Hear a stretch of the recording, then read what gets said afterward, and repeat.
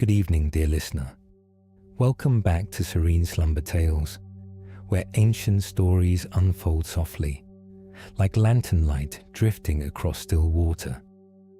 Tonight, we step gently into the oldest corners of Greek mythology, not with the sharp tools of scholars, nor with the scales of judgment, but with quiet curiosity. We are here to notice the rhythm beneath the myth, the slow pulse that beats beneath gods and monsters alike, a pattern that echoes across generations: fear, control, rebellion, and inheritance. Before there were gods who hurled thunderbolts from storm-heavy skies, before tridents stirred the depths of restless seas, before mountains had names whispered by shepherds or oceans carried tempers in their tides, there was only chaos. Not chaos as we often imagine it, not clamor or ruin or shattering noise, but something far more subtle. A vast and silent openness, a yawning expanse without border or boundary. No sky stretched overhead, no earth lay beneath. There was no up, no down, no light to measure distance, no darkness to define it, only possibility, quiet, patient, waiting. In that immeasurable stillness, something stirred, not with violence, not with thunder, but with inevitability. From the deep hush of chaos emerged Gaia, the earth. She did not explode into being. She did not claw her way into existence. She simply became solid, present, enduring. Her mountains rose like the slow arch of a sleeping back. Valleys curved into gentle hollows, like hands cupped in rest. Plains unfurled in wide, steady breaths. Rivers traced silver pathways across her surface, as though the world itself were learning to dream. Gaia was not hurried. She was not uncertain. She was foundation, the first place where something could stand. And where there is earth, there is longing for sky. Uranus came next, the sky, vast and reaching. He stretched himself wide above Gaia, mirroring her breadth, arching protectively and possessively over her form. If Gaia was steady, Uranus was expansive. If she was grounding, he was encompassing. He cloaked her in blue and shadow, in starlight yet unborn. Earth and sky pressed close together, inseparable in those earliest days. There was no distance between them, no horizon. They touched always. From their union came the first children, the Titans. They were immense, these early beings, not merely large in body, but vast in presence. They embodied ideas that would one day govern existence, memory and prophecy, light and ocean, time and fertile harvest. They were forces as much as figures. Among them was Cronus, the youngest of the Titans. He was not the strongest nor the loudest, but he was watchful. There was a stillness in him that resembled something older than ambition. He observed, he waited, he learned. Yet as Uranus gazed upon his offspring, something unfamiliar stirred within him. Fear. It began as a whisper, a subtle recognition of their strength, of their independence, of the way their existence implied that he was no longer alone in power. The Titans were not extensions of him. They were themselves. Each carried a presence that could rival the sky's own vastness. And where there might have been pride, there bloomed instead a tightening grip. Uranus saw in his children not legacy, but threat. And so he made a choice, the first cruel choice in this lineage of gods. Rather than guide them into their own becoming, rather than make space for their growth beneath his endless canopy, Uranus forced them back into Gaia's depths. Each time a Titan was born, he pressed them down into the hidden caverns within her body, into darkness, into confinement. They were imprisoned before they could rise, silenced before they could speak. Imagine it, the weight of giants held within the earth, the pressure of unexpressed power, the ache of children denied the sky they were meant to inhabit. Gaia endured this for a long while. She was patient after all. She was earth. She had been stillness before shape. But even the earth has limits. The strain of her trapped children grew unbearable. It was not merely physical. It was sorrow. It was the muffled cry of potential denied. The injustice of it pressed against her core. And so Gaia acted. From her own substance she fashioned a sickle, curved and sharp, forged from unbreakable adamant, a tool not of rage, but of purpose. She called to her sons in the darkness and asked a single question. Who will stand against your father?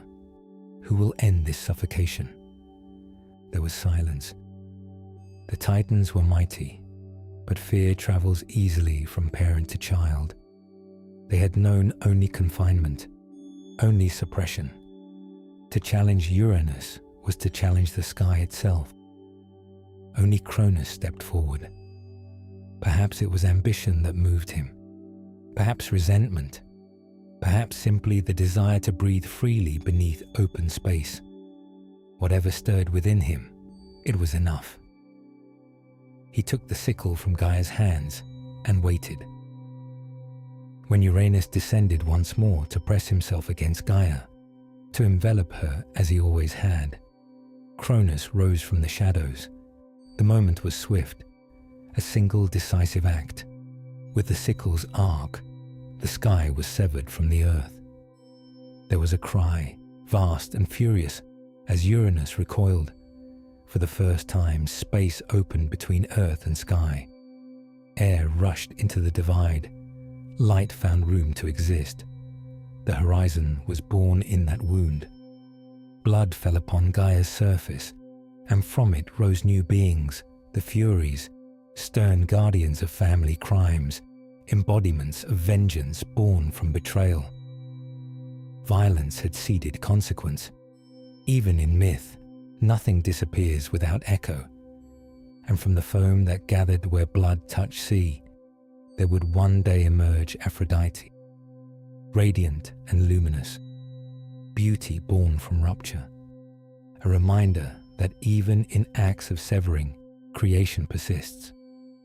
Uranus withdrew, diminished yet unbroken, retreating into distant heights. But he did not leave quietly. He cast a final prophecy upon Cronus, words heavy as storm clouds. One day, you too will be overthrown by your own child. And there it was, the inheritance of fear.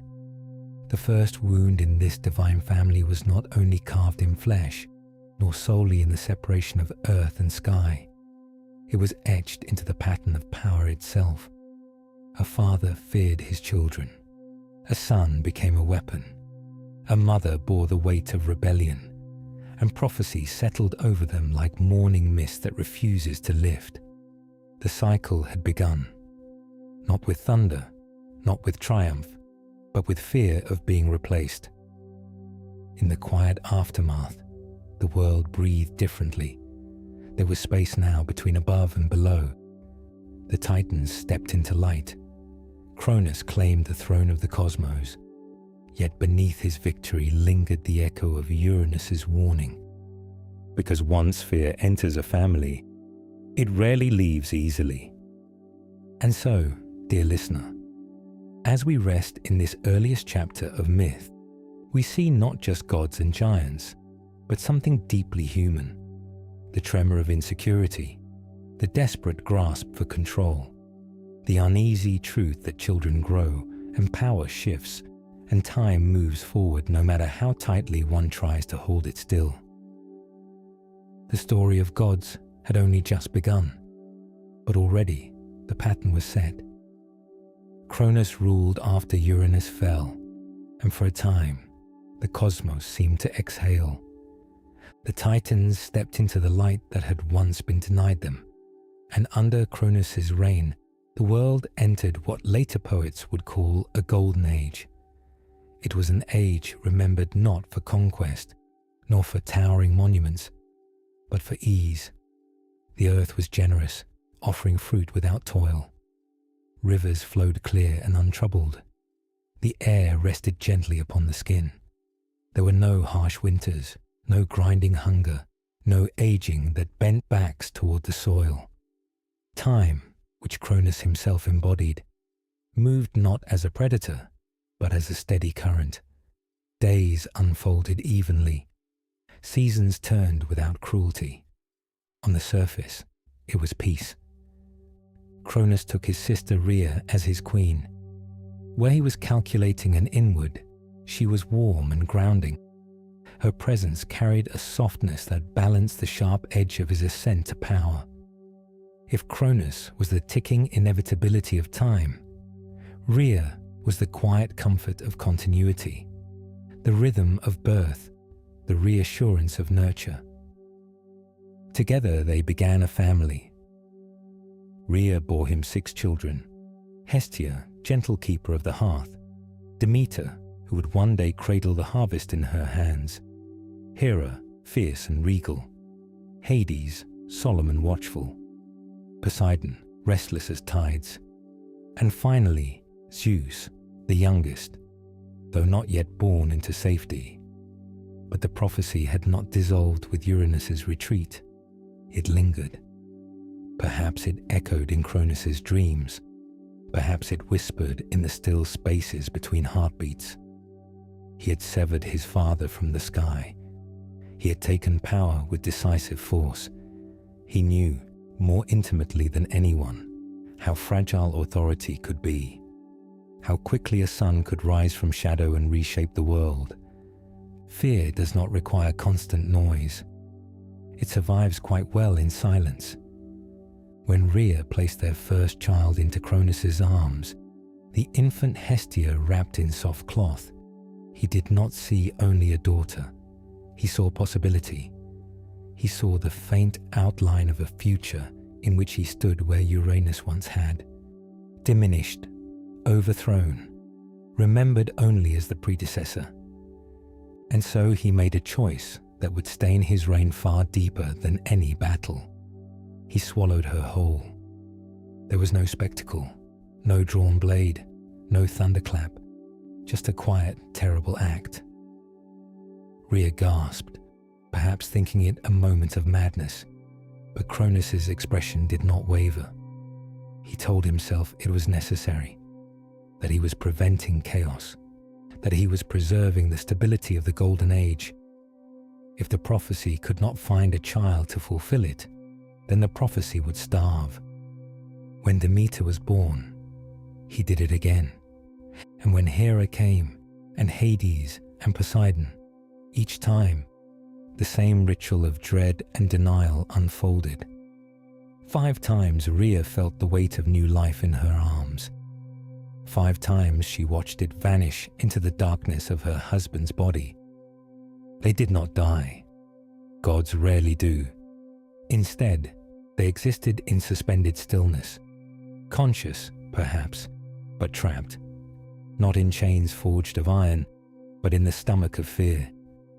Cronus carried his children within him, as if by containing them he could contain the future itself. Outside, the world still flourished.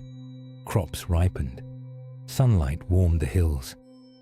Mortals, not yet burdened by hardship, lived in quiet contentment. The Golden Age gleamed, polished and serene. But beneath that serenity lay a hollowing grief. Rhea endured as long as she could. She was Titan-born. She understood power. She understood patience. But motherhood is its own kind of gravity. The absence of her children was not abstract. It was visceral. A silence where lullabies should have been. An ache that no royal title could soften. When she became pregnant for the 6th time, something within her shifted from endurance to resolve. She sought out Gaia, ancient Earth, who had once suffered her own children's imprisonment. There, in the deep memory of stone and root, mother and grandmother formed a quiet plan. It was not loud rebellion, not yet. It was strategy, born from love rather than ambition. In a cave on Mount Ida in Crete, far from Cronus's watchful gaze, Rhea gave birth to Zeus. The cave was hidden by wild growth and guarded by silence. The air there carried the scent of damp earth and distant sea. When Zeus first cried, it was not a sound of doom, but of breath, fierce and alive. Rhea wrapped a stone in swaddling cloth, shaping it carefully to mimic the weight of an infant. Her hands did not tremble when she returned to Cronus. She placed the bundled stone into his waiting arms. He did not look closely. Fear rarely inspects what it consumes. Cronus swallowed the stone as he had swallowed the others, convinced once more that he had outwitted destiny. But destiny, it seems, is patient. Zeus remained hidden in that Cretan cave, raised not in a palace, but among nymphs who moved like whispers through the trees.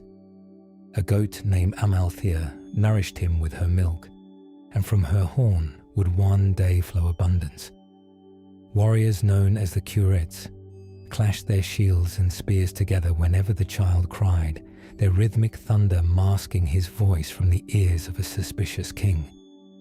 Bees gathered honey to sweeten his infancy, golden and fragrant, a small defiance against bitterness. Zeus grew quickly, as gods do. Childhood did not linger long upon him. Strength filled his limbs. Awareness sharpened his gaze. And when he learned the truth of the siblings suspended within his father, of the prophecy that had driven Cronus to devour his own blood, he did not respond with panic. He responded with intention. There is a difference. With the guidance of Metis, goddess of wisdom and cunning thought, Zeus devised a plan. Not a frontal assault, not yet, but something quieter. A potion was crafted, bitter and potent, and delivered into Cronus's grasp through careful deception. When the Titan king drank, the effect was swift and violent. He convulsed, his body rejecting what it had long contained. One by one, the swallowed children emerged, not as infants, but grown. Hestia, Demeter, Hera, Hades, Poseidon, each stepping into the world unbroken, as though time within their father had only tempered them. The Golden Age cracked. What followed was the Titanomachy, a war that did not merely bruise the earth, but reshaped it. Mountains trembled under the impact of divine force. Lightning split the horizon in jagged brilliance. Seas rose and churned as Poseidon tested the strength of his tides. The sky, once severed from earth, seemed to fracture again under the strain of battle. Zeus descended into Tartarus and freed the Cyclopes, ancient smiths of immense power. In gratitude, they forged for him thunderbolts, weapons that carried both light and ruin. Poseidon received his trident, capable of stirring oceans and splitting rock. Hades was given his helm of invisibility, shadow made wearable. Allies gathered. Lines were drawn not just between Titans and Olympians, but between past and future. For 10 long years the war raged, and at last the old order fell. Cronus and those Titans who remained loyal were cast into Tartarus, a prison far beneath Gaia's surface, deeper even than the place where Uranus had once forced his children. Atlas, steadfast and unyielding, was condemned to hold aloft the very sky his kin had fought to command, his punishment a living reminder of rebellion's cost. Peace returned, though it was not the gentle peace of the Golden Age. It was sharper, hard-won. Zeus claimed the throne of the cosmos, and yet, if you listen carefully, you will hear it. The whisper of prophecy had not vanished. It merely shifted its gaze. For Zeus, too, would hear that one day a son might rise against him. Zeus, too, would make choices shaped by fear of replacement. The names would change, the weapons would differ, but the pattern, that quiet inheritance of anxiety between father and child, endured. The cycle had not ended. It had only changed hands. Even Zeus, king of the gods, wielder of thunder and sovereign of Olympus, answered to something older than himself. It is a quiet realization that beyond lightning, beyond decrees and divine tempers, beyond the marble halls and golden thrones, there exists a boundary even power cannot cross. High above Olympus, or perhaps beneath it, or perhaps everywhere at once, sat the Moirae, the Fates. They did not rule as kings rule. They did not wage war. They did not demand temples or sacrifices crowned in flame. Their authority required no spectacle. Clotho spun the thread of life. Lachesis measured its length and shaped its pattern. Atropos held the shears. Their presence was not loud. It did not crack the sky or stir the sea. It was quieter than wind through olive branches, quieter than snowfall on distant peaks. And yet it was absolute. When a child was born, mortal or divine, Clotho's fingers began their patient work. From her spindle flowed a single thread, delicate yet unbreakable. Some threads were strong and gleaming, thick with vitality. Others were slender, fragile as spider silk in morning light. Some shimmered with promise, as though sunlight had been woven directly into their fibers. Others bore faint shadows even at their beginning. Clotho did not judge the thread she spun. She did not smile more brightly for one life, nor frown for another. She simply began the pattern. Then Lachesis took the thread into her careful hands. If Clotho was creation, Lachesis was proportion. She measured the length of each life with steady precision, not hurried, not hesitant. With quiet certainty, she determined how far that thread would stretch across time. But length alone was not her art. She shaped its design. She wove turning points into its weave, moments of choice, of meeting, of rupture. Joy and hardship, triumph and loss, love and separation, all were measured and placed with delicate accuracy. Not cruelly, not kindly, simply precisely. To mortals such balance might seem merciless, but to the Fates it was order. A tapestry cannot be made of only gold. Shadow is required for depth. Tension gives meaning to release. Lachesis understood this without sentiment. And then there was Atropos. She did not hover impatiently. She did not threaten. She waited, the smallest of the three, and yet the most feared. In her hand, she held the shears, bright and unyielding. When the appointed moment arrived, she would cut the thread cleanly. No hesitation, no reconsideration. No bribe could sway her. No sacrifice could distract her. No whispered prayer could slow her steady hand. It was said, quietly, cautiously, that even Zeus could not command them. Imagine that. The king who hurled thunderbolts, the god who cast titans into Tartarus, the ruler before whom gods and mortals bowed alike, and yet before the Moirae, he stood not as master, but as subject. His thread, too, lay within their keeping. Perhaps that is why the gods so often seemed restless. Power without dominion over destiny is still limitation. Authority that cannot extend beyond a final boundary breeds unease. Zeus could command storms, but he could not command the shears. He could punish rebellion, but he could not erase prophecy. Even immortality among the gods was not exemption from design. They did not wither with age, but they could fall. They could be bound. they could be remembered differently than they intended. And so prophecy continued to shape their decisions, as it had shaped Uranus, as it had shaped Cronus. The fates did not shout warnings from mountaintops. They did not issue decrees in booming voices. They simply spun. Their rhythm was steady, timeless, the quiet whir of spindle and thread beneath the noise of divine drama. When Achilles was born, child of mortal king and sea nymph, his mother sought to know his destiny, and the answer came not as comfort, but as crossroads.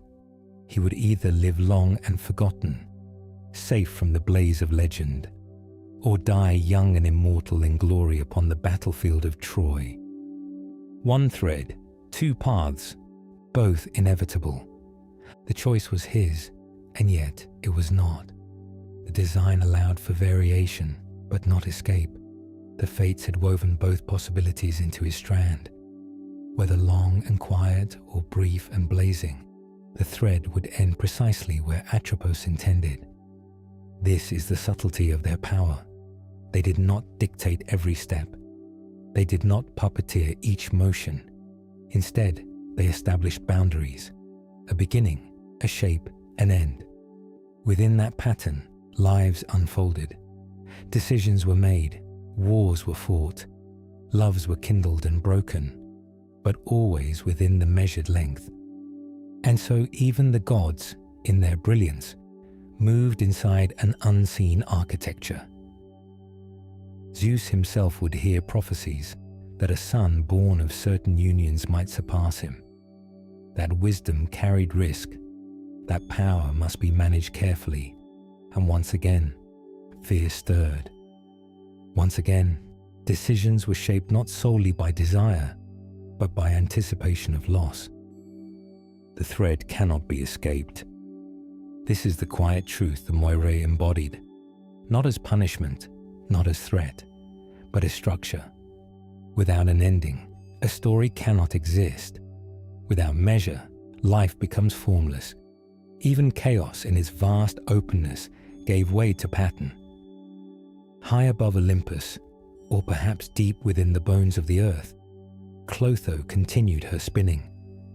Lachesis continued her measuring. Atropos continued her patient watch. They did not hurry for kings.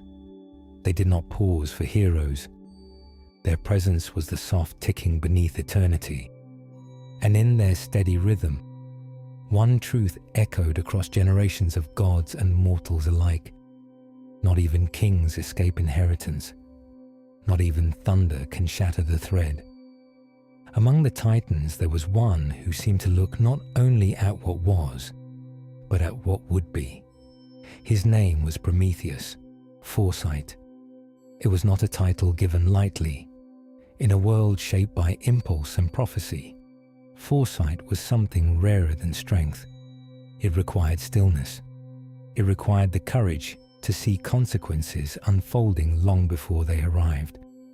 During the Great Titanomachy, that decade-long war that split mountains and fractured the sky, Prometheus made a choice that set him apart from many of his kin. While most Titans stood beside Cronus in stubborn loyalty to the old order, Prometheus sensed the direction of time.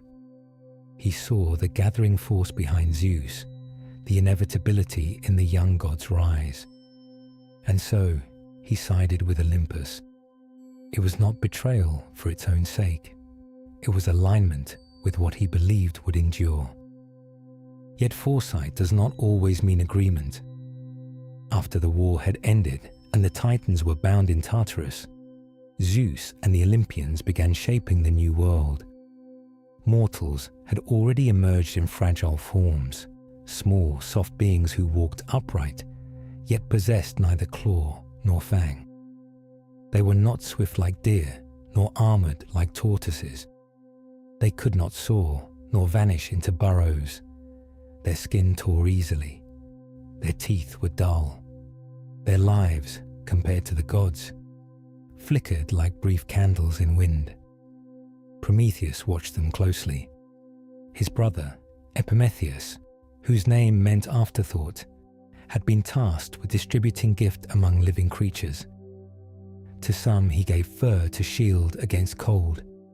To others, talons to defend themselves, wings for flight, speed for escape, camouflage for concealment, venom for warning. By the time he reached humankind, his store was empty. Humans received nothing. They stood exposed beneath open sky, blinking at a world too vast and too unforgiving for their fragile frames. They huddled in darkness when night fell. They ate raw meat and bitter roots. They trembled at thunder. They scattered at the growl of predators.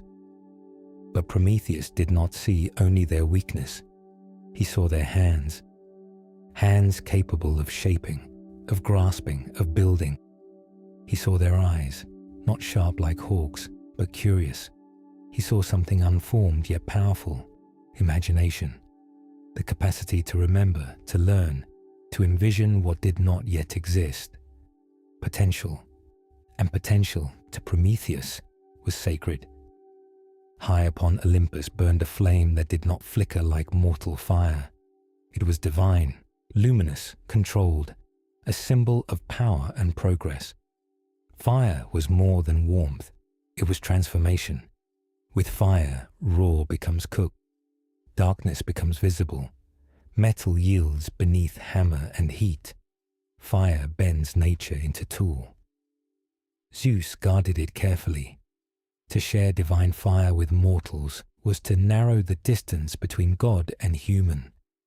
It was to offer them not merely survival, but advancement. Prometheus made his decision quietly. He ascended Olympus not with sword drawn, but with intention steady as breath. From the hearth of the gods he stole a single glowing ember. He concealed it inside the hollow stalk of a fennel plant, an unassuming vessel, easily overlooked. Within that slender tube pulsed a spark capable of altering history. He carried it down from heaven to earth. When the ember was revealed to humankind, the change was immediate and profound. Flames leapt upward, casting golden light against cave walls. Shadows retreated, cold receded. Meat roasted, releasing nourishment more potent than before. Sparks flew against stone, and slowly, deliberately, tools took shape. With fire came warmth. With fire came protection. With fire came community. Figures gathered in circles, faces illuminated in shared glow. But more than that, with fire came possibility. Humans learned to forge metal from stubborn ore. They shaped plows to turn soil more efficiently. They crafted blades, pottery, shelter.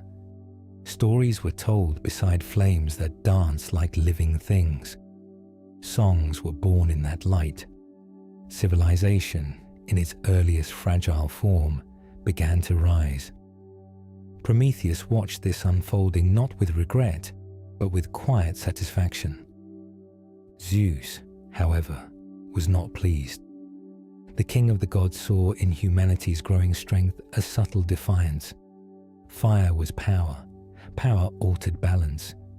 And Zeus had worked too hard to secure his throne, to allow imbalance to fester unchecked. To him, Prometheus's act was not generosity, it was insubordination.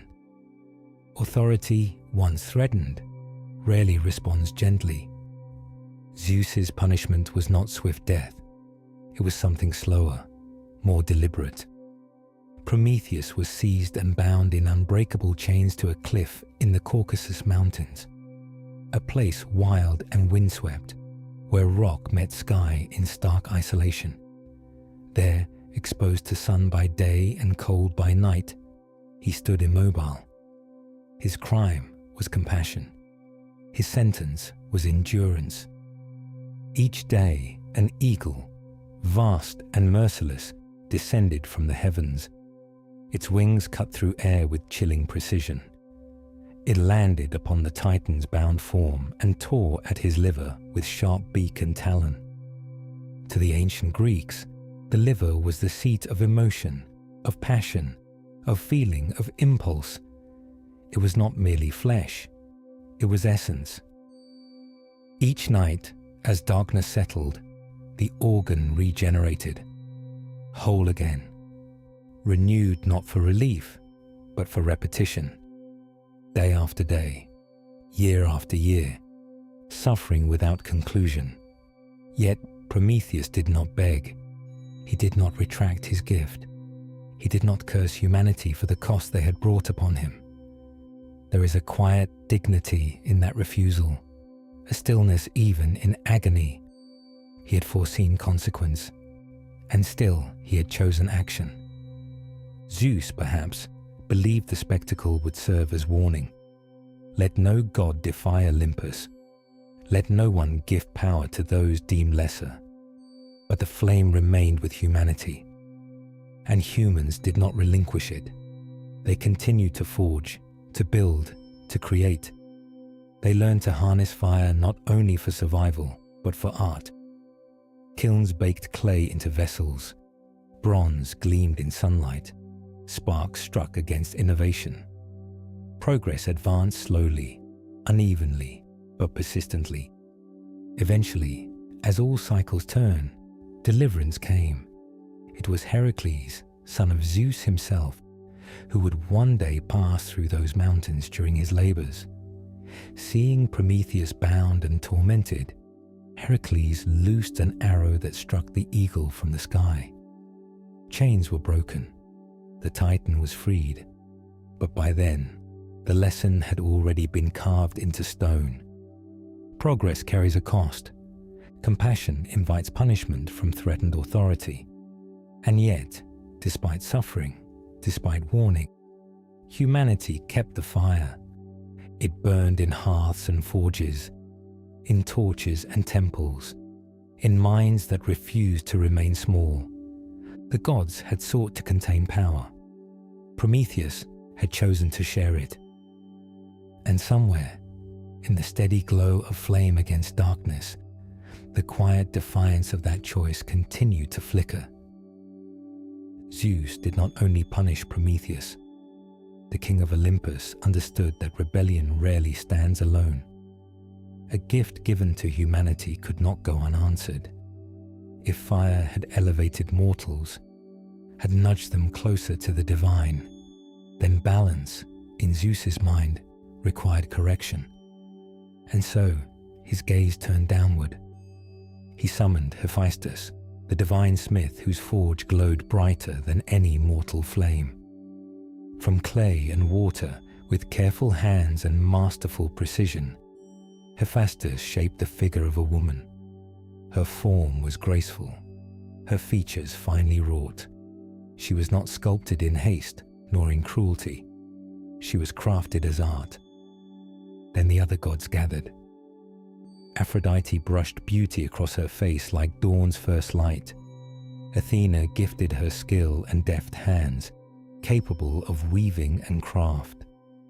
Apollo gave her music that could ripple softly through a room.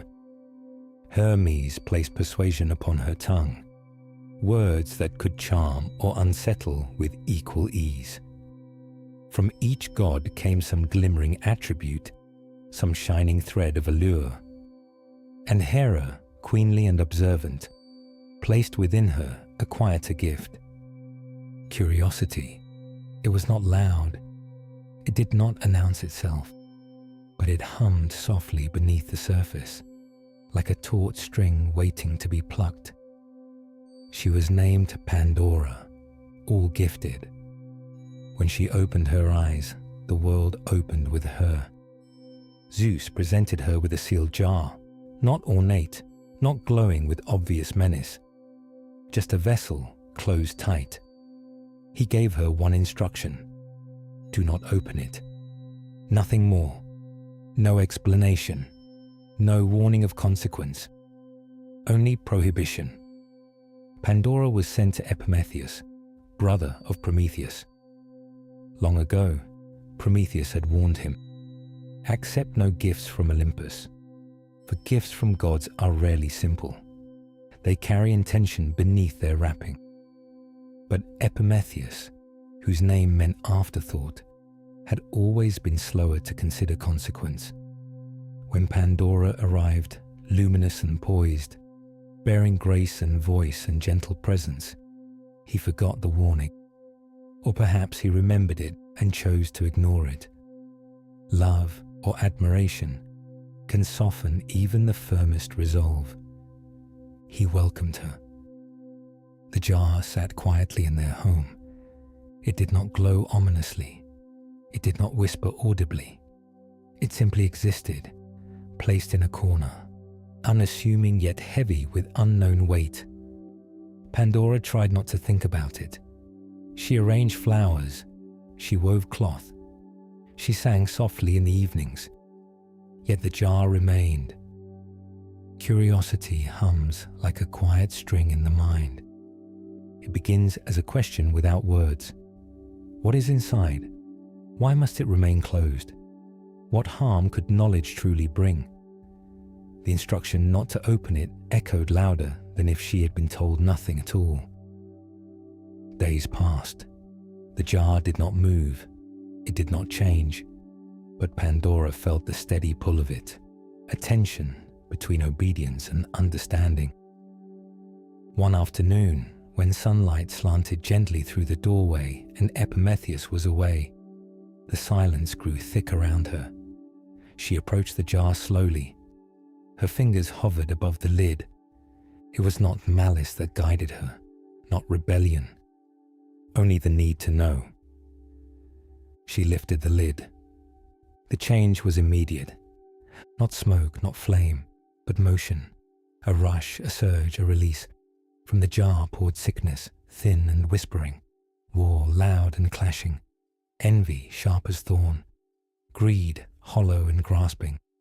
Toil, heavy upon the shoulders. Aging, bending backs and silvering hair. Despair, quiet and suffocating. They did not take solid form, yet their presence was undeniable.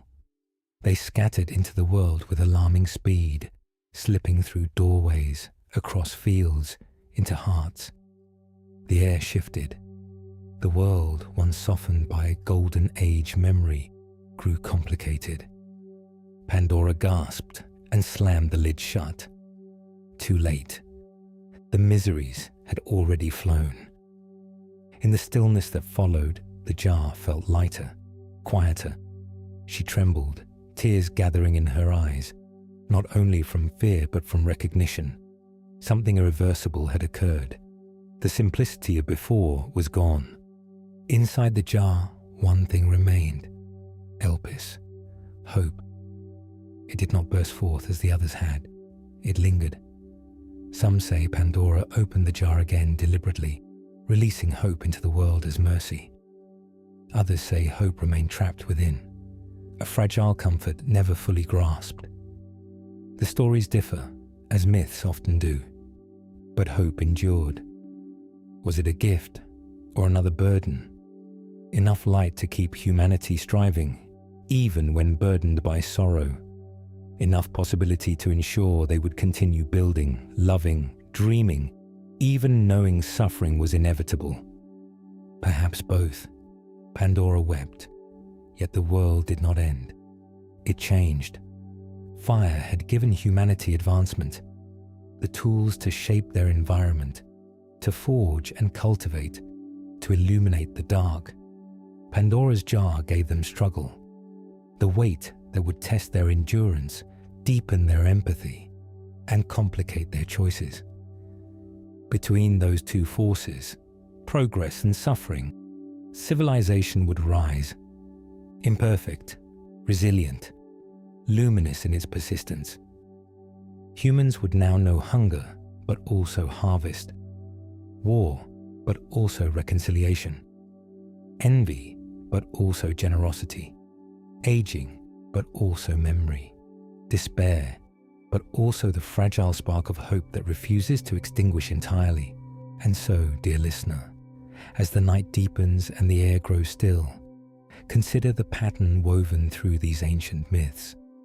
A father fears his son. A son becomes his father.